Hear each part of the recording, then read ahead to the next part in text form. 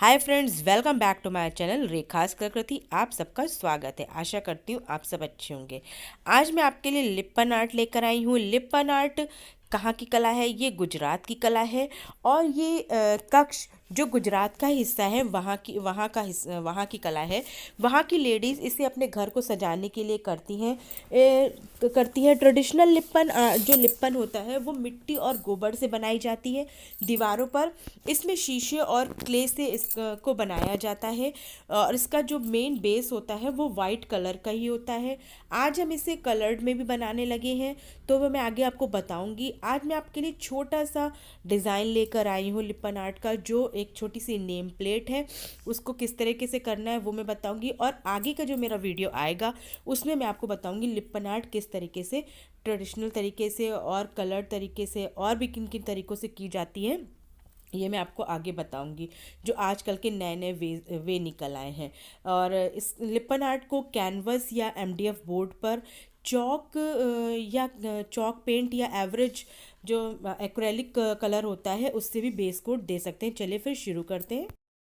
यहाँ पे मैं आपको एक छोटा सा सैम्पल बनाकर दिखाऊंगी और नेक्स्ट वीडियो में आपको पूरा लिप्पन आर्ट किस तरीके से तैयार होता है ये मैं बताऊंगी। तो फिर देखिए।